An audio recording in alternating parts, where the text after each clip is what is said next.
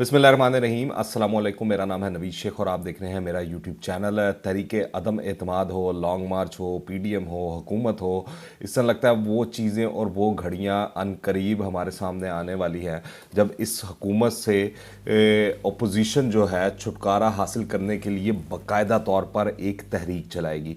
फ़िलहाल सूरत हाल ये है कि हुकूमत के लिए कोई अच्छी खबरें नहीं हैं। पीडीएम के सरबराह इजलास के अंदर अहम चीज़ें जो हैं कल वो तय हो चुकी हैं, अलबत्ता अभी किसी नतीजे पर वो पहुंचते हुए नहीं दिखाई दिए। कोई ठोस इस हवाले से खबर जो है वो बाहर निकल कर नहीं आई। पर दो चीज़ें जो एजेंडे के अंदर शामिल हैं, सबसे पहली लॉन्ग मार्च और उसके अलावा तहरीके अदम एतमाद।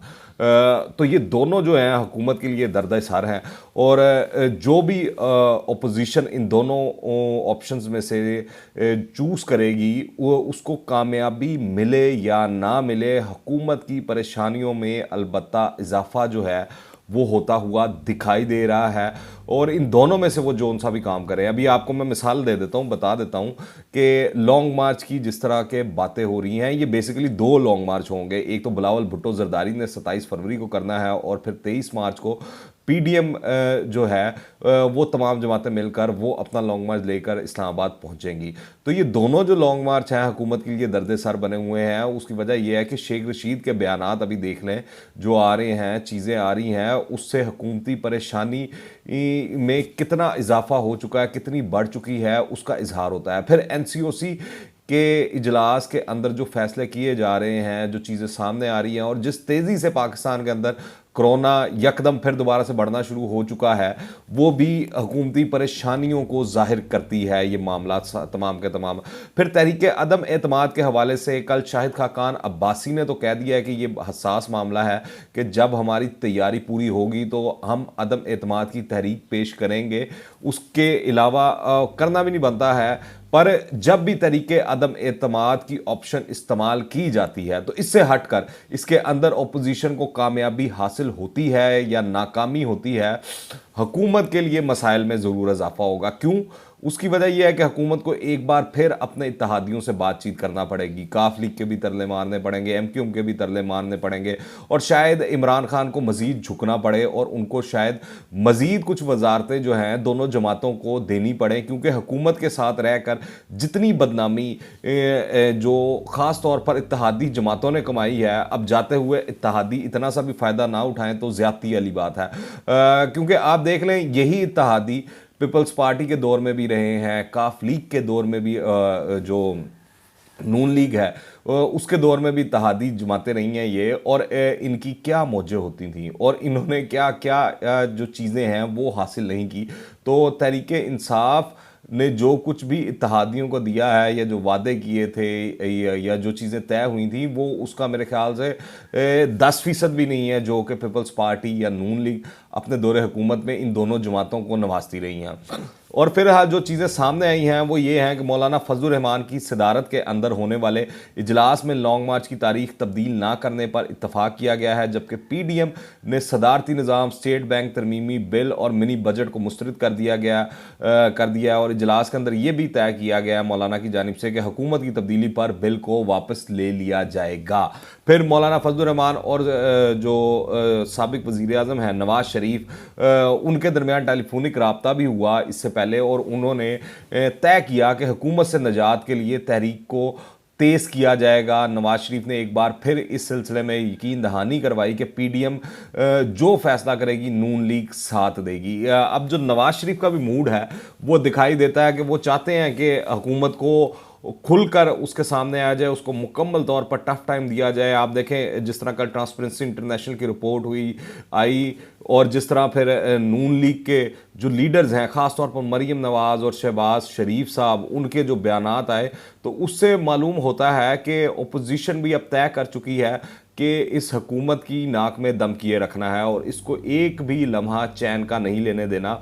अगर आप हालात का मुआवजा करें तो इस वक्त अपोजिशन के जितने भी लीडर हैं वो जिस भी मर्जी जमात से हों, उनके चेहरों पर जितना सुकून और इत्मीनान नज़र आ रहा है, इतनी ही परेशानी और तलखी और गुस्सा जो है हुकूमत के वज़ीरों पे, वज़ीर आज़म इमरान खान के चेहरे के ऊपर दिखाई देता है।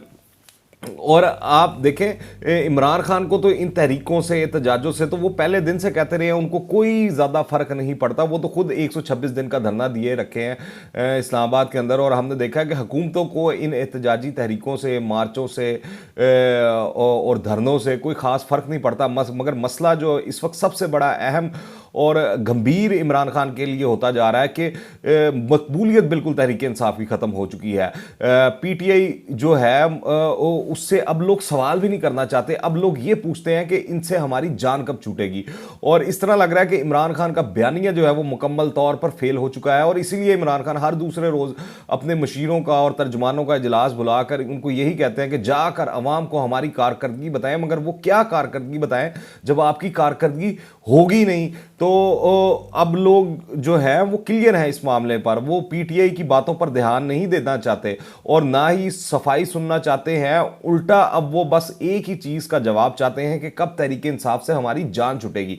और जिसकी वजह से तहरीक इंसाफ के कैंपों के अंदर आप देखें अफरा तफरी है, सरसीमगी है। अगर आप गौर करें तो जो ये सारी एफर्ट्स पुट ऑन की जा रही हैं, वो चाहे टीवी पर आकर की जा रही हों, या आप देखें जिस तरह एमएनए एमपीएस के लिए फंड्स जो हैं वो सारे मामलात जो हैं खोले जा रहे हैं, जो तरक्याती स्कीमें धड़ाधड़ ऐलान किए जा रही हैं, ये तमाम के ताने बाने इस वजह से मिलते हैं कि इमरान खान का बयानिया और इमरान खान ने जो वो लेकर आए थे तब्दीली, वो अब अवाम नहीं चाहते हैं। अवाम उससे छुटकारा चाहते हैं, और कुछ चीज़ें ऐसी चल रही हैं कि अब जिसकी वजह से इमरान खान का जो ब्लड प्रेशर है वो मुसलसल हाई रहना शुरू हो गया है, क्योंकि बताया जा रहा है कि मरीम नवाज़ की सज़ा कानूनी और आइनी बुनियादों पर कलअदम होने जा रही है।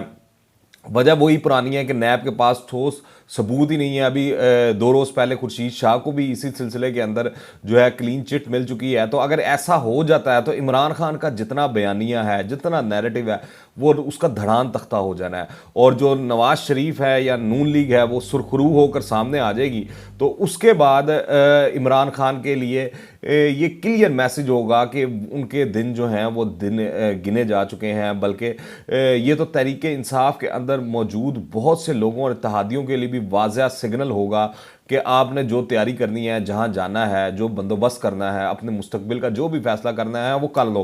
अब इन तिलों में तेल नहीं रहा, यानी कि इमरान खान के ऊपर से हाथ उठ गया है। इसीलिए अगर आप देखें कि नवाज शरीफ हों, शहबाज शरीफ हों, मरीम नवाज हों, हमजा शहबाज हों, आसिफ अली जरदारी हों, बिलावल भुट्टो हों, मौलाना फजलुर रहमान हो, उनके एतमाद से अब दिखाई देना शुरू हो चुका है कि मामला जो है वो बदल गया है, चीज़ें बदल गई हैं, अंपायर की उंगली उठ गई है, और शायद ओपोजिशन को कबूलियत का शर्फ जो है अब हासिल होना शुरू हो चुका है। इसी वजह से कप्तान जो है वो हर रोज़ तिलमिलाया हुआ है और बहकी बहकी बातें कर रहा है। दरअसल देखा जाए तो इमरान खान को इस वक्त 3 महाजों पर मुश्किलात का सामना है। सबसे पहला मरहला जो दरपेश है वो ये है कि तहरीक इंसाफ की जो अपनी सफ़े हैं उसको मुत्तहिद रखना इमरान खान के लिए बेहद ज़रूरी हो चुका है।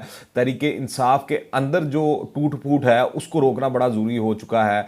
आप देख लें अहमद जवाद हों या दीगर लोग हों, बड़े खुलकर बयानात आ रहे हैं। नूर आलम खान हो, वो जिस तरह की बातें कर रहे हैं उससे नज़र आ रहा है कि तहरीक इंसाफ के अंदर काफ़ी टूट फूट जो है वो शुरू हो चुकी है, और लोगों ने अपने मुस्तकबिल के हवाले से चीज़ें जो हैं और मामला तय करना शुरू कर दिए हैं दीगर जमातों के साथ, क्योंकि उनको नज़र आ रहा है कि आने वाले दिनों के अंदर जब भी जनरल इलेक्शन हुआ या बलदियाती इलेक्शन भी होता है तो तहरीक इंसाफ की टिकट पर कोई जीतेगा नहीं इस कारकर्दगी के साथ, इस परफॉर्मेंस के साथ। उल्टा तहरीक इंसाफ उनके लिए लायबिलिटी बन जाएगी।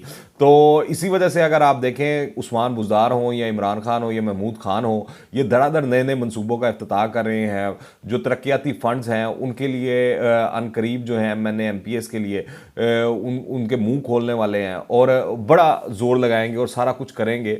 पर मुझे नहीं लगता कि जो है इससे कोई ख़ास फ़र्क पड़ेगा, क्योंकि काफ लीग का दौर भी अगर आपको याद हो मुशर्रफ रजीम के अंदर, तो उन्होंने भी बड़े तरक्याती काम करवाए थे। मगर एक दफ़ा जो अवाम में परसेप्शन बन जाती है उसके बाद वोट की ताकत से अवाम ने जिस तरह काफ लीग को रद्द किया था वो भी आपके सामने है। फिर इसी तरह शहबाज शरीफ की बात कर लें या आसिफ अली जरदारी का दौर देख लें, तो उन लोगों ने भी आखिरी वक्त के अंदर बहुत अब पैसा और तरक्याती काम भी करवाए थे, लोगों को रिलीफ भी बढ़ा दिया था। आसिफ अली जरदारी ने तो सरकारी मुलाजमिन की 30-30, 35-35% तनख्वाहें भी यकमुश्त बढ़ा दी थी आखिरी साल के अंदर, आखिरी बजट के अंदर। पर उसका हमको नहीं नज़र आया कि वो वोट के अंदर वो मामलात कन्वर्ट हो सकें। तो जो एक दफ़ा अवाम में किसी भी पार्टी की परसेप्शन बन जाती है तो फिर आप जो मर्जी कर लें, जितना मर्जी जोर लगा लें, कोई ख़ास फ़र्क पड़ता नहीं है। और मुझे लगता है यही है कि अनकरीब बहुत से लोग तो वैसे ही कप्तान की अपनी कप्तानी की वजह से और बेवकूफ़ियों की वजह से छोड़कर चले जाएंगे, और जो लोग रह जाएंगे, जो समझदार होंगे, वो अपने बेहतर मुस्तकबिल की तलाश के अंदर पीटीआई से लाजमी हिजरत कर जाएंगे, क्योंकि जो पीटीआई का रिजल्ट है वो अब सबको दिखाई देना शुरू हो चुका है। दूसरी जो हुकूमत के लिए सबसे बड़ी परेशानी होगी वो इत्तेहादी जमातें हैं। जैसा कि मैंने बताया कि जो इत्तेहादी जमातें हैं ये शायद उनके लिए सबसे बुरा इत्तेहाद है। इससे पहले भी वो दीगर जमातों से जो इत्तेहाद करते रहे हैं उसके अंदर उनको काफ़ी फ़ायदे भी मिलते रहे हैं और निज़ाम भी अच्छा चलता रहा है। इतनी बैड परसेप्शन उनकी नहीं बनी जितनी इस बार बन चुकी है। इस हवाले से जो चौधरी शुजात हुसैन है उनके बयानात बड़े वाज़ेह हैं और नज़र आ रहा है कि बहुत बड़ा ड्रॉबैक है इमरान खान का इस वक्त जो है ये इत्तेहादी जमातें जो हैं उस हवाले से, क्योंकि इत्तेहादी जमातें मुझे नहीं लगता कि खुश हैं इमरान खान से, इमरान खान की जमात से। ख़ास तौर पर MKM और काफ लीग और अदम एतमाद का जो है वो फुकदान दिखाई देता है दोनों जमातों के दरमियान में और हुकूमत के दरमियान में। नाराज़ दिखाई देती हैं, चाहे कराची के मामलात हों या यहाँ पर ज़री मामलात हों काफ लीग के हवाले से। तो ये सबसे बड़ा जो टेंशन है इमरान खान को इस वक्त मेरे ख्याल से यही होगी कि इत्तेहादी जमातों को किस तरह काबू किया जाए। अभी तो फ़िलहाल जिस मरले पर ज़रूरत पड़ी है उन्होंने साथ दिया है, पर देखते हैं आगे तरीके अदम एतमाद अगर ओपोजिशन फैसला करती है तो इत्तेहादी जमातें इसको कैश कर पाती हैं दोबारा से कि नहीं। फिर तीसरा और सबसे अहम महाज इमरान खान के लिए ओपोजिशन है। और एक जानिब आप देखें PDM जो है वो लॉन्ग मार्च कर रही है, तो दूसरी जानिब बिलावल भुट्टो जरदारी की अगर बात करें तो वो भी लॉन्ग मार्च कर रहे हैं। और फिर तरीके अदम एतमाद वाला जो मामला है अगर इसके ऊपर तमाम ओपोजिशन जमातें इकट्ठी हो जाती हैं तो इमरान खान के लिए सर्वाइव करना बहुत ही मुश्किल है। देखना यह है कि अगर ये तरीके अदम एतमाद आती है तो पहले स्पीकर कौमी असम्बली के खिलाफ आती है या इमरान खान के खिलाफ आती है। मगर इन तीनों के अलावा एक और बहुत अहम मसला और बहुत बड़ा मसला है, वो ये है कि अवाम के अंदर, जिस तरह मैं बार बार बता रहा हूँ आपको कि अवाम के अंदर तहरीक इंसाफ की मकबूलियत अब बिल्कुल ना होने के बराबर हो चुकी है। अवाम जो हैं जिस तरह इमरान खान ने और उनकी जमात ने अवाम की ज़िंदगी जीरन की हुई है, इस तरह दिखाई देता है कि तारीख़ के अंदर अब ये अवाम जो है इमरान खान और PTI को अमर नहीं होने देगी, बल्कि तहरीक इंसाफ को निशान इबरत बनाकर छोड़ेगी। आप बाई इलेक्शंस का रिज़ल्ट देख लें, कैंट बोर्ड के इंतखाबात का रिज़ल्ट देख लें, KPK के अंदर जो बल्दियाती इंतखाबात हुए हैं उसका रिज़ल्ट देख लें, अभी हालिया पंजाब के अंदर जो बल्दियाती इंतखाबात होने वाले हैं उसके अंदर देख लीजिएगा, या आगे आने वाले जनरल इलेक्शन में देख लीजिएगा। तो अवाम का जो मूड है वो इस तरह का दिखाई देता है कि वो बदला लेना चाहती है अब इस हुकूमत से भी और इमरान खान से भी। उसकी वजह यह है कि इन 3 सालों के अंदर अवाम को इमरान खान ने और उनकी जमात ने एक भी दिन सुख का सांस नहीं दिया और उनकी ज़िंदगी का एक एक लम्हा जो है इस हुकूमत ने अजीरन किया हुआ है। वैसे तो इमरान खान की बातों पर उनके जो तर्जुमान और वुज़रा हैं वो बड़े तालियां बजाते हैं, वाह वाह करते हैं और ट्विटर के पर आकर तारीफ़ों के पुल बांध देते हैं। हालांकि ये तालियां बजाने का वक्त नहीं है, सोच विचार करने का वक्त है कि इस मुश्किल मामला से इमरान खान और उनकी जमात कैसे बाहर निकलेगी। आप इस हवाले से क्या राय रखते हैं नीचे कमेंट्स में लाजमी बताइएगा, और अगर आपने अभी तक इस चैनल को सब्सक्राइब नहीं किया तो कर लें। दुआ में याद रखिएगा। अंटिल द नेक्स्ट टाइम, अल्लाह हाफ़िज़।